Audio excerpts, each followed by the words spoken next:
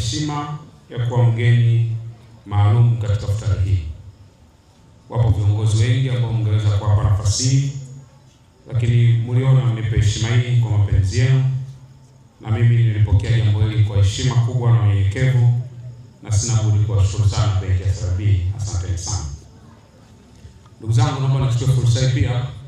kuwapongeza sana management ya benki ya CRDB,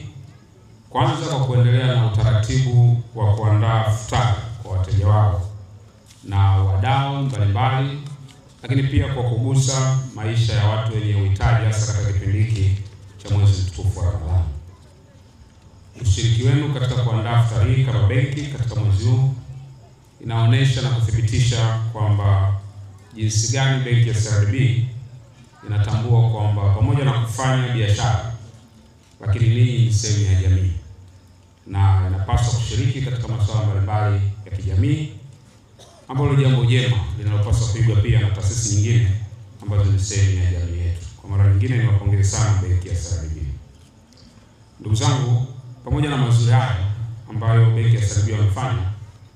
kwa upande wa kushirikiana na wateja na wadau wake katika futari hii, lakini pia nimefurahishwa sana na ubunifu ambao benki ya CRDB imeendelea kuonyesha, hasa katika huduma zake kwa wateja na mahususi zaidi kupitia huduma yake ya CRDB Albaraka, ambazo zenyewe zinalenga kufuata misingi ya dini ya Kiislamu.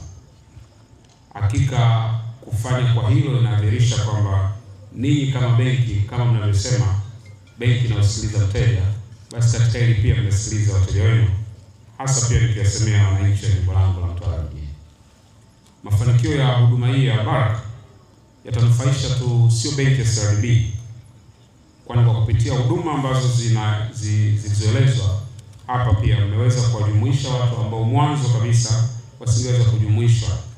katika huduma rasmi za kifedha katika benki, kwa sababu huduma zilizokuwepo zilikuwa kwa namna moja au nyingine haziendani na misingi ya imani. Binafsi ninafurahishwa sana na jitihada ambazo mnaendelea kuzionyesha. Kwa namna moja au nyingine mnasaidia pia jitihada za serikali yetu katika kuleta mapinduzi ya kiuchumi nchini, ambayo ni moja ya ajenda miaka 5 ijayo ambayo imeelezwa vizuri katika ilani na Mheshimiwa Rais Dr. Samia Suluhu Hassan. Ndugu zangu, nimezungumza kuhusu ushiriki wa benki ya CRDB katika kuandaa futari za wateja na wadau, lakini pia uanzishwaji wa huduma ya Albaraka ambayo nimeisema, lakini nitakuwa sijatenda haki sana kama sitoshukuru mchango wa benki ya CRDB katika uchumi wetu. Serikali yetu imekuwa ikishirikiana na benki ya CRDB katika maeneo mengi, mojawapo ikiwemo ni ukusanyaji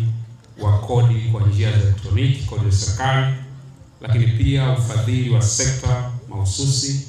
na miradi ya kimaendeleo ya kimkakati ikiwemo miundombinu katika nchi yetu. Lakini pia liko eneo maalum la uwezeshaji kwa wajasiriamali pamoja na makundi maalum ikiwemo wanawake pamoja na vijana. Na natambua hivi karibuni kama benki wamezindua kitengo maalum kinachoshughulika na masuala ya vijana, na sisi kama serikali kupitia ofisi ya Rais maendeleo ya vijana tungependa kuahidi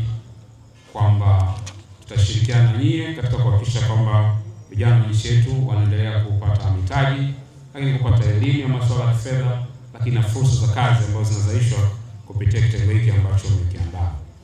Lakini pia mara kadhaa tumeiona benki ya CRDB ikiwekeza katika miradi mbalimbali ya kijamii. Mahususi kabisa ningependa niwashukuru benki ya CRDB maalum kwa jimbo letu la Mtwara mjini, hasa katika shughuli ambazo tunazifanya za uwezeshaji kama nilivyotangulia, hasa kwenye makundi ya kina mama pamoja na vijana na wafanyabiashara, lakini pia kupitia mafunzo na kupitia mikopo ambayo mnaitoa. Na mimi kama mbunge wa jimbo la Mtwara mjini,